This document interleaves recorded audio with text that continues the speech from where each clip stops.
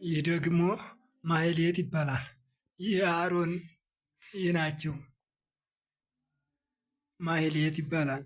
ምንጊዜም አቡነ አሮን መስከረም 5 አርያም ወይም አደራረስ እየተባለ የሚደረሰው አደራረስ ቅዱስ ያሬድ ያደረሰው ድርሰት የሚፈጸመው ከዚህ ቦታ በጣም ከመጠን በላይ በጣም ሊቃውንት ይሰበሰብበታል። አደራረሱም ይሄ ቁመትም ይፈጸምበታል። ከዚህ ቦታ ቀለም ለማየት ታሪክ ለማየት ባህሉን ለመጠየቅ ሲሉ የማይመጣ ትውልድ የለም። ከዚህ ቦታ አይቶ ተረድቶና ተምሮ የሚሄድበት ቦታ ነው።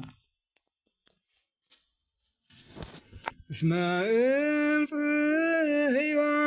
ይወጽእ ወቃለ እግዚአብሔር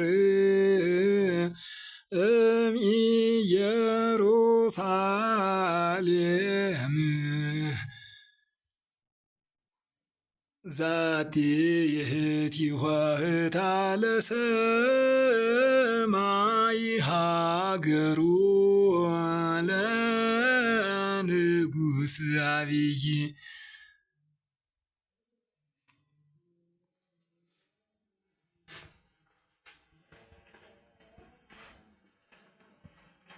ይህ ደግሞ ትልቁ ለዓለም አስደናቂ ሆኖ ያለው ይህ ነው። ዝናብ የማያፈሰው ፀሐይ የሚያስገባው ታሪክ ይህ ነው። አሁን የምትሰሙት በዓለም የሚነገረው ይህ ስቁረት ነው። ይህ ስቁረት አሮን ይህን ሁላ ህንፃ አንጸው ከመጡ በኋላ ብርሃን አጡና ጨለማ ሆነባቸው። ምን ላድርግ ብለው ወደ ጌታ ሲጠይቁ አሮንን ጌታችን መድኃኒታችን ኢየሱስ ክርስቶስ ይህን መሃሉን ብሳው አላቸው። ከዚያም በኋላ በሱት ሲበሱት ዝናቡ ግን ፈሰሰ። በዚያን ጊዜ እንዴት አፈሰሰብኝ?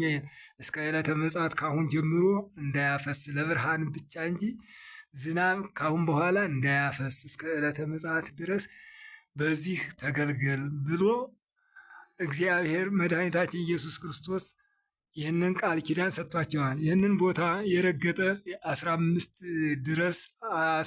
ትውልድ ድረስ ትውልድ ይማራል።